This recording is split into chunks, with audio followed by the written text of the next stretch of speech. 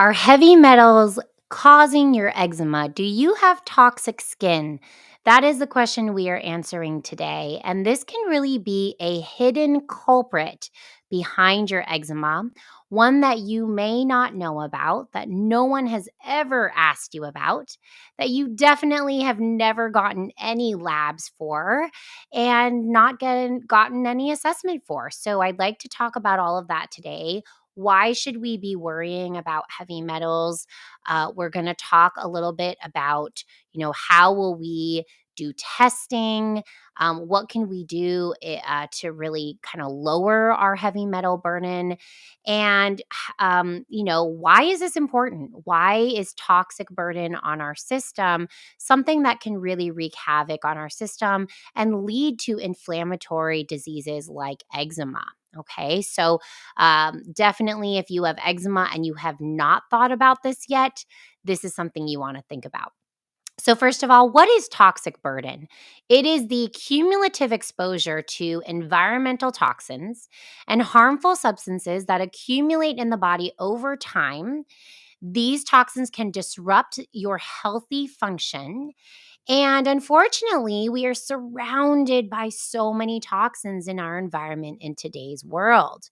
That includes everything from heavy metals to pesticides to mycotoxins. These are the the toxins that come from molds, air pollutants, ingredients that are in all of our products, even our clothes, food additives, food dyes, and the list goes on and on and on. And unfortunately, this is something that we cannot get away from. And so we just need to do our best to educate ourselves and to understand how we can avoid these exposures as much as possible. Then, how do we clean up these exposures as well? So, today we're really honing in on the toxic burden from heavy metals. These are naturally occurring elements, they have a high atomic weight and density. But even with small exposures, these can cause harm in our body because they can accumulate over time. They can stay in our fat, in our tissues, in our bones, and they can wreak havoc. Examples of heavy metals include lead, mercury, arsenic, cadmium, nickel, and aluminum. I would say this is also the list of the heavy metals that I find quite frequently in my eczema patients as well. So, there are many sources of exposure. We have these everyday exposures that we get from the air, indoor and outdoor, potentially, our drinking water or bathing water. So, basically, tap water if it's unfiltered. The soil in which our food is grown. So, the food we eat can have heavy metals. The food packaging, maybe we're exposing ourselves to aluminum, aluminum cans and tin cans and things like that. If we work in certain occupations like the mining and smelting industry, the manufacturing industry, or construction and demolition, we might be getting exposure in our occupational settings. And then our products, unfortunately, our cosmetics, our lipsticks, our eyeshadows, our jewelry, the toys that our kids play with, and paint on the walls, even paint that we paint with, that our kids paint with, can have heavy metals. Medical treatments like dental amalgams, those are those heavy metal fillings that are made up of 50% mercury. Vaccinations can have some heavy metals like aluminum, medications. And then we are also potentially getting exposures through smoke, tobacco smoke, lead paint, lead pipes, lead plumbing. So we're really getting these exposures potentially in all of the places of our lives. And so we really need to look into this.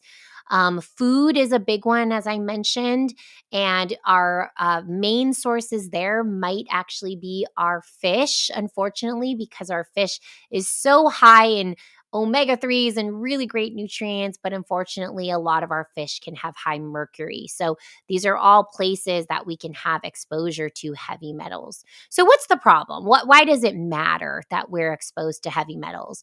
Well, I like to say at Cleanbody that everybody has what I like to call a clean body funnel. And this funnel for me is made up of all of the processes that we need to do, from eliminating waste to protecting our body and regulating our hormones and providing structure to our body, intaking fuel and distributing all of that fuel. And when this funnel gets clogged, then we just can't do those items as well as we should be doing them. Now, the burdens include everything from toxins and microbes to toxic diet, toxic food that we're putting in our mouth, even to toxic stress and lifestyle, because this can actually cause our funnel to get clogged as well. And today, again, we're talking mainly about heavy metals. So, what is the problem? Well, heavy metals can enter through several sources: our intestine, if we're eating the heavy metals; our skin, if we're putting heavy metals on our skin or exposing our skin to heavy metals occupationally; our lungs, if we're breathing this in. Okay. And then we want those toxins to exit, and we want to exit through similar places: our lungs, our skin, our colon, our kidneys. We're urinating these toxins out. That we might be pooping these toxins out. We're sweating these toxins out. We're even breathing some of these toxins out. The problem that occurs is when we don't get the toxins out, when these toxins get stored in our system. Some places that they might get stored are our liver, our joints, our bone marrow, our muscles, and our blood. Okay, so if it gets stored in our joints, we might be then experiencing some joint pain. This is where you might get arthritis. If it's in our liver, we might be then experiencing some inflammatory conditions. We could even experience some liver pain under our right rib. Often, those with eczema can experience the liver issues, and what comes along with that is sometimes eczema. Muscle pains could be muscle aches and pains. And it's so amazing when I run cleanses on my patients and they're like, Dr. Fong, all of these joints are getting better and muscles are getting better. And I didn't even think that that was possible. I thought it was just because I was old. And it's actually because we have toxins that are stored in these areas. Okay. So it can really wreak havoc in our system. And this is why we really need to pay attention to heavy metals and heavy metal toxicity. The other thing that happens, especially for eczema people, is we can get what's called hepatobiliary dysfunction. And what happens here is that with so many harmful substances that you're being potentially exposed to, including heavy metals, your liver just can't keep up with detoxifying all of them. Liver function and bile production decrease. The toxins accumulate in your body, and inflammation like eczema can occur. So we really need to think about this because this can really be at the root of your eczema issue. Now, what happens when all these toxins are just kind of hanging out in our tissues, maybe floating around in our blood? Well, it can really mess with a lot of different things. So, I'd like you to think about your cells as having little connections to each other, and that's how they communicate with each other.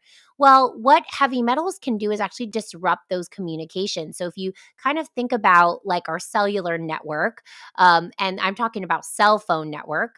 Imagine if with your cell phone network, you just didn't have reception. That is what it's like when you have toxins that might be disrupting that cellular communication. That your cell phone is not getting the information that it needs. So, unfortunately, when our cells don't get the information that they need, we're going to have dysfunction. And everything works on a cellular level, but then from there, we'll have the organs that are dysfunctioning. And so then we have organ system dysfunction. And then we have the symptoms that we experience. Okay. So one of the communication items that needs to happen actually happens with our cells, but also in our endocrine system. Our endocrine system is a system of messengers, and these messengers are called hormones. These hormones will tell our body what to do and all of the things that need to get done, everything from making babies to creating our energy levels to fighting off disease. our endocrine system is actually the messenger system for that. So toxins can absolutely disrupt this endocrine system, and these are called endocrine disruptors. Okay, so this can happen when we have too many toxins in our system. And what happens sometimes is that some toxins can actually mimic our hormones, causing disruption. And, heavy metals can block this function as well. So we can really see some problems here. The other thing that happens is just like when you open an apple and the apple starts to brown, well, that is usually oxidative stress that's happening on that apple. And this can also happen when we have a lot of toxins just floating throughout our system. We might have free radicals that are attacking our cells and causing oxidative stress on our cells, which basically just ages our cells faster than we need them to. And that's why we love to eat antioxidants, because those will really protect our cells from this oxidative stress. And finally, some of these heavy metals and toxins can act as carcinogens that damage DNA and really can even lead to things like cancer. Okay, so often when we are seeing cancer patients, we are often seeing that these cancer patients are just loaded up with toxins. I've seen patients with breast cancer at very young ages who have high heavy metals. Some of them are coming from tattoos, and that was another exposure that I actually forgot to mention, is tattoo ink can actually have a lot of heavy metals as well, where the red color in tattoo ink can have high cadmium levels. And I have had patients who have tattoos all over their bodies, and unfortunately, they're dealing with breast cancer at an early age. And some of that could be due to oxidative stress and DNA damage, et cetera. Okay, so this is really something we need to think about, not just for eczema, but for a whole plethora of conditions that could be problematic. So toxins like to go into our fat cells, into our tissues, into our, places where they are going to wreak havoc, and especially places like our liver. Our liver has over 500 functions in the body, and when it does not operate well, we are not doing things well, like creating thyroid hormone, like metabolizing cholesterol. These are part of your liver's functions. So when the liver is burdened by too many toxins, we do see problems throughout the body. Okay, so what can you do? Number one, evaluate your home. We have to look at your body care products, your cleaning products, your water source, furniture and clothing, the materials in your home, the airflow, your pantry, your utensils, your cookware, your food. Unfortunately, heavy metals are found in almost all of these places. So when we work with patients at Cleanbody, we do try to really help you to evaluate your exposures. Not only do we give you tons of checklists to work through, but we also have you journal a lot of your products. So your food, we want to see all the food you're eating. We want to see the containers you're putting the food in. We want to see what laundry detergent you're using, what bed sheets are you using, what mattresses do you have. Unfortunately, there can be heavy metals in a lot of these places, so we need to evaluate that for you. So, that can really help, is just having someone on the journey with you. But of course, there's a lot of education out there, and we'll get into what resources you can look into to just start cleaning this stuff up. We really like to test for this, especially if we feel that there have been a lot of exposure. So, we have an overall test that's called the total tox burden. This is a urine test that can check for heavy metals, environmental toxins, and mycotoxins. So, just kind of all of the toxins that we might be considering. I do like this one a lot, just kind of as an overall screen. If I really feel like there's a lot of toxicity heavy metal wise, I might want to do a challenge. This is where I might give you something to chelate those metals out. Because one of the problems with just doing a urine test or a blood test is that maybe those toxins are actually stored in your system and they're not floating around. So we actually do need to do some testing that actually pulls, or some treatment that pulls out those toxins, and then those toxins come out into the urine. That's called a challenge. And sometimes we might use things like DMSA or EDTA to actually pull out those toxins. And certain chelators will have affinity for certain heavy metals. So, for example, DMSA has an affinity for lead and mercury, are two of the highest heavy metals. And then we could also just do a blood test. We could look in the red blood cells. That's one way to do a blood test that might be a little more accurate than just looking in the whole blood. We can do a hair test. We can do a stool test. And some of this depends on the age of the patients because sometimes it's hard to get blood from a patient. And so we're just going to kind of get what we can get. But there's so many ways we can check this out and really understand, whether toxins and specifically heavy metals are a problem. If I have someone that sweats and they have a problem with eczema, sometimes, I could be asking myself, I wonder if when they're sweating, they're actually releasing heavy metals that are stored in their system. And that could be part of the reason they're having a burden. So these are all questions I like to ask my patients. Now, you want to think about all the products you're buying. You want to assess your entire home. So we do have a product recommendations page. If you go to cleanbody.health/products, you can check all of these products that I've tested myself, and everything from, if you're thinking about heavy metals, you want to think about even your utensils you use at home. Those stainless steel utensils can actually have nickel in them. So you want to potentially buy nickel-free stainless steel for your utensils, for example.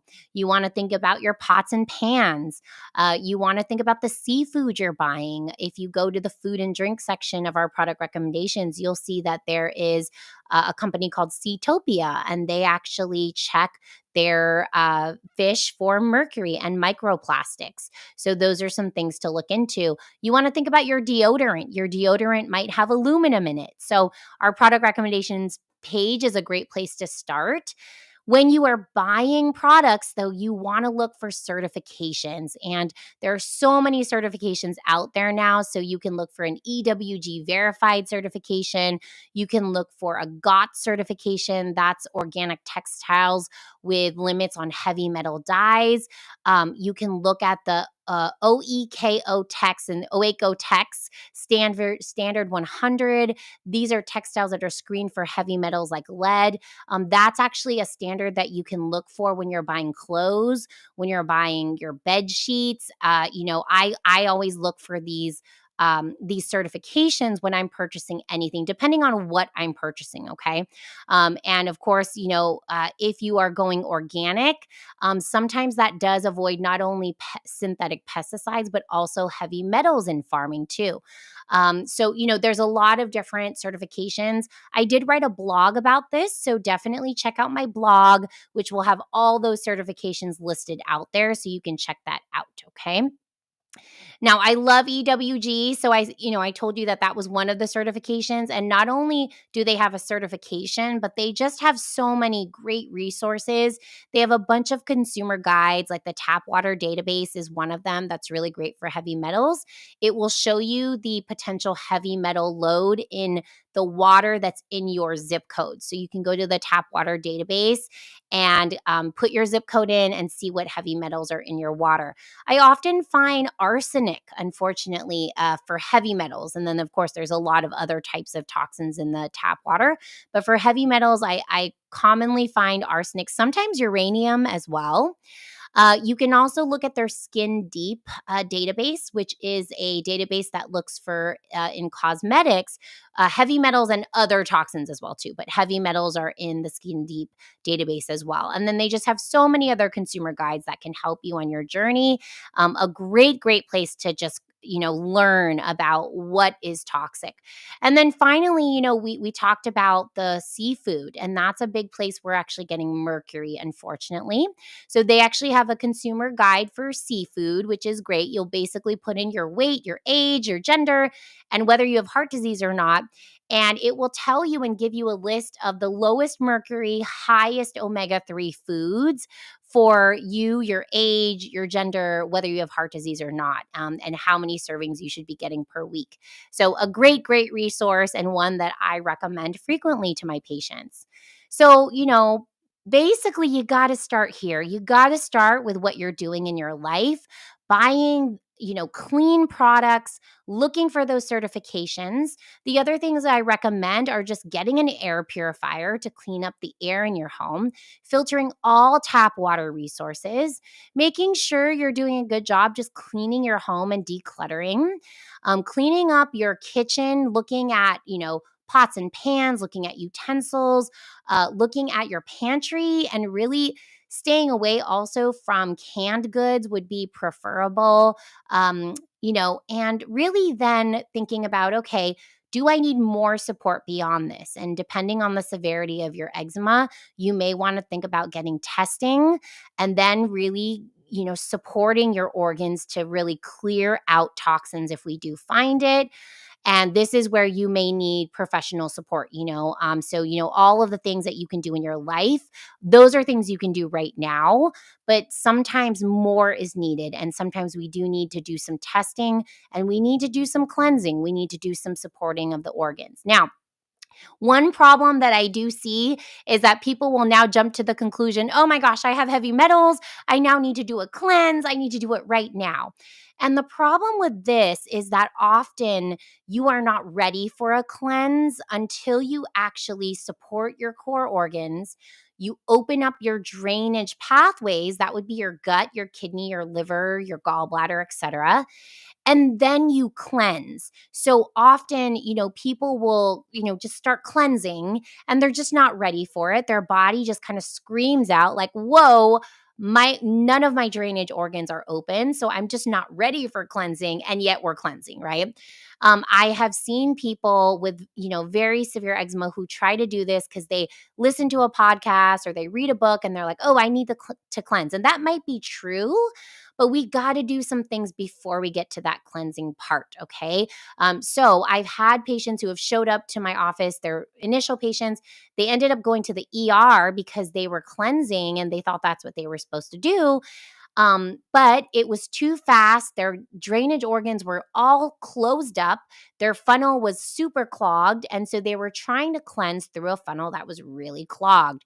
And so that really just led to the body screaming out and they ended up in the ER. So, I would say, even though, yes, we're talking about, yes, we need to cleanse heavy metals right now, we cannot start there. We have to start. And for me, there's 4 phases. The first phase is we start with the core. What are your nutritional deficiencies? What organs do we need to support to just give you baseline help? Like, if your adrenals are not working well, we need to support the adrenals, for example. Next, your skin is already starting to get better. Now we can move into the drainage organs. Let's help your liver, your kidney, your gallbladder, your gut to work well. Then we see a little bit of progress to your skin already. Finally, we get to that cleansing piece. We clean everything out. Everything's good. Your skin's doing great. And now we leave you with the 4th phase, which I call clean body for life. And what this means is that this is a lifetime process, right? We are always exposed to toxins. So it's not just about getting clean now, it's about getting clean and then staying clean. And so the clean body for life process is, okay, what do we need to do to keep you healthy? Let's avoid these exposures. Let's maybe do a cleanse once a year. Let's maybe take some supportive supplements, or maybe let's not. So it just kind of depends on where you want to be at the end of that process, okay? So I hope that this really helps and, really uncover whether you might have this hidden trigger of heavy metals. And, if this is something you want to dive deeper into, this is something that, I can assess you for, my team can assess you for, and we can dive into this with testing and then really figure out how to get you to that finish line. All right. If you have eczema and you have not taken my free eczema root cause assessment, I do recommend take it, because then you can actually see if toxic burden is one of your highest issues. And it may not be. And then maybe heavy metals is not something to think about. Okay. But it'll be really helpful to just kind of help you understand where you need to be.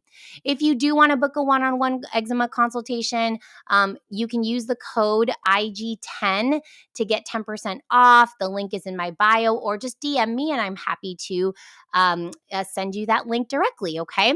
I would love to answer questions now. So if you have any questions, please go ahead and ask those questions now. And we are talking all about are heavy metals causing your eczema today? So if you have any questions, please go ahead and type into the chat box. And I am happy to answer any and all questions. Let's see. Okay. If I had a nickel for every time I got exposed to heavy metals, yes, absolutely. And unfortunately, we are all getting exposed to heavy metals on a daily basis. And one of the most common places that we might see that is actually in our water. So, with water, I do want to make sure you guys are. Filtering your tap water, your drinking water, your water from your sink, your water from your shower. Okay. Someone is saying, I have eczema, but only on my elbows and primarily on my right elbow. Okay. And so, when it's only in one place, then we kind of want to think about if that's a contact dermatitis issue. Is it a neurodermatitis issue where, like, it's just kind of a nervous system problem that you're itchy in that one area? So we know we have to think about it that way. And it's hard to, kind of help you without knowing more, but those are some questions that I would want answered if I was trying to figure out the root cause of the eczema for you when it's only in one place. Okay. Great. Other questions, please type into the chat box, and I am happy to answer any and all questions you guys have today. So please go ahead and type into the chat box. If you missed this or you're listening to the recording, then definitely just DM me if you have any questions. I'm happy to answer any questions via direct message as well. And, I'm here for you. I basically dealt with the same issues. I became a naturopathic doctor because I had eczema myself. I suffered for 30 years. I've now been eczema free for the last 12 years. So I'm happy to answer any questions and help you along on your journey. Someone is saying sudden eczema flare around the mouth. Okay, when there is a flare around the mouth, what we often want to think about here is actually food or gut. Those are two of the main things I like to look into if the eczema is around the mouth, because I want you to really think about your mouth being the top of a very long tube that starts at your mouth and ends at the other end. And then we need to think about, okay, what's causing inflammation in the gut? That could be everything from microbiome imbalances. And this person is saying that you think it's candida. Well, that could be one of the reasons. It doesn't have to only be candida. I think candida is what gets the most coverage in terms of the causes, but it could be candida, it could be a parasite, it could be fungal, could be yeast, other yeast, etc. It could be that you're eating food that you're sensitive or allergic to. It could be, that you have really leaky gut. I mean, so there's a lot of reasons that it could be the case, but typically around the mouth, I would say diet and gut are two of my main, places I like to look first. Okay. All right. And if you have any other questions or comments or concerns, please type them into the chat. I'm very happy to answer them today. So please go ahead and type them into the chat. And again, if you are interested in diving into this deeper, I do have a blog that I wrote about this. And the blog is at cleanbody.health/blog, or you can DM me, or it's also in my profile as well. Okay.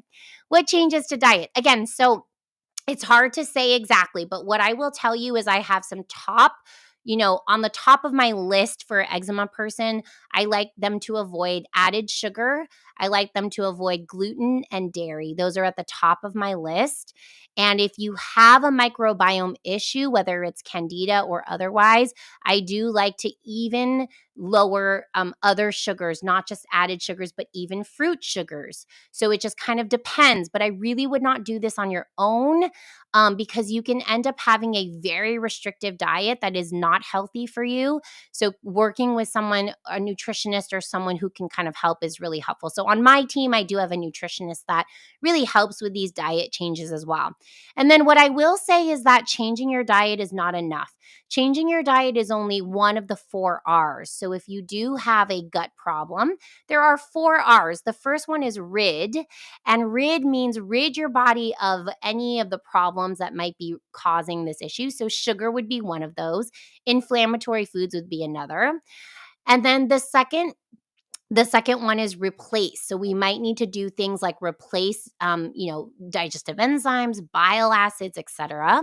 The next one is repair. So often when there is an overgrowth of some sort, we do actually need to repair the gut lining. Often there is something called leaky gut that could be happening. We need to repair that leaky gut. And then finally, the last is restore. And this is where we need to restore the microbiome with healthy, beneficial microbes. So diet's only one piece of this puzzle. That's one thing I do want to say. And a lot of people think, oh, I changed my diet, nothing happened. Well, often that's not enough, but it is integral. So the diet changes are integral, but they're sometimes not enough to stand on their own. Okay. All right. Any other questions that you have, please type into the chat box now. Someone is saying, how do you get rid of fungal or yeast on the skin? Okay. So great question. So what the yeast or the fungus that is on the skin, why is it growing? Number one. Well, typically it's because we have an internal problem. We've got an internal problem of yeast, fungus, bacteria, et cetera, growing in our guts as well. Maybe we actually took an antibiotic and that wiped out our good beneficial bacteria. That leads to yeast not only growing inside of our gut, but growing on our skin as well. We have seen that the microbiome of the gut often matches the microbiome of the skin when it is imbalanced. There will be imbalances in the gut, there will be imbalances in the skin. So, in order to get rid of the fungus or yeast on the skin, you have to start with the gut. You have to start with the internal environment. You have to start with what you're eating and feeding the yeast and the fungus, which is sugar, is a big one. Okay. If you have diabetes or prediabetes, you basically have too much sugar floating around that could also be feeding this yeast or fungus. So, if you find yourself having prediabetes or diabetes, this is something that you actually need to fix that prediabetes or diabetes in order to actually address the fungus or the yeast. The other thing is there are topicals we can use. So one thing that if you do have yeast on the skin, you may want to avoid oils, things that are too oily, because some of those yeast, like one that's called Malassezia, loves to feed on oils. That's one thing you want to think about, because oftentimes our eczema treatments are actually very much oil based. So if you think that you have a fungus or yeast issue, you'll want to actually avoid too much oils. We can use antifungals on the skin. So natural antifungals include things like grapeseed oil extract, tea tree oil, etc. And so, we can also use natural products to do that. There are also over the counter things, but I like to use natural products when I can. Okay, someone's asking, what helps when your skin turns pink in certain areas? Okay, so again, it's really hard without seeing a picture of what this actually looks like. If I do a root cause consultation, I do like you to upload all of your pictures so that I can actually see the presentation, because the presentation of the skin, like where is it located? Is it your armpits? Is it your neck? Is it your leg? Is it your arm? What does it look like? Does it look like just a pink blob? Does it look like little circles? Does it look like a map on your skin? All of that matters. So when you are asking me what helps, I need to know why you have the problem in order to answer what's going to help, because every problem has a specific answer. Okay. So it's hard to really give you a direct answer there without actually knowing more about why your skin is getting red or pink, and what's going on there. Okay. All right, great. We are talking about our heavy metals causing your eczema today, but I am happy to answer any and all questions about eczema. So if you have any questions, please type them into the chat box now. We are doing our Q&A. And again, I'm happy to answer any and all questions. Thank you so much for joining me this evening. And I do these lives every week. If you have not downloaded or followed my podcast, it's called Live with the Eczema Doc. Actually, these recordings will go there. So you can also go back and listen to all of my past podcasts. And someone is, same person, ankle light pink spots. I'm not sure if it's tinea versa. Okay. If it is tinea, that is a version of a fungal type of growth on the skin. And if that's the case, then we might want to think about, looking at that yeast fungal type of situation that we actually, again, need to handle internally. We got to handle this inside of your body. And then we can also handle it on top using topicals too. But there are no topicals that are going to heal this if you are not healing the inside of your body. Can red light help eczema? I do like red light, and I actually just did a live on this not too long ago. Red light does help lower inflammation. But what I will say is I don't feel that red light works alone. So you do have to do red light along, in my opinion, with healing the inside of your body. And what I like to do topically or for the skin, it's really just kind of helping what we're doing inside of the body. So red light can just help you to heal faster. But red light, in my opinion, is never going to necessarily do the job unless your situation is just so minimal. But for most people that I see, they have a more moderate to severe condition. Red light alone is not going to do the job. Okay. All right. Thank you for all of your questions. If you guys have any last questions, I'm happy to answer anything else. Otherwise, thank you so much. And I will be back next week for another live. And just stay tuned and follow me and just check my stories and my posts. And I'll usually let you know when the live is going to be. And again, if you have not read the blog on this topic, definitely check it out. If you have not followed my live with the Eczema Doc podcast, definitely follow that too, okay? You mentioned using tea tree or grapeseed. Is there a brand you recommend? So there actually is. If you go to my blog that I wrote about Malassezia, I just posted about it the other day. I actually do call out a brand, and there's a link in the blog itself. So if you go to that post that I just wrote about Malassezia and staph, and you comment trouble, I will then send you the direct link to the blog, and then you can get the link for that topical, okay? Again, topicals are only going to be, and in my opinion, topicals are like 20% of the thing that will help you. What you really need to do is work internally. One of the biggest things you can do is avoid sugar. Okay, sugar, if you guys are thinking you have some kind of yeast, fungal, etc. issue, then one of the biggest things is avoiding sugar, okay? I do want to remind you that, this is for informational purposes only. If you do want to get assessed and you actually want medical support, then definitely consider booking a root cause consultation with me. And since you guys have come to this live, you can get 10% off by using the code IG10, okay?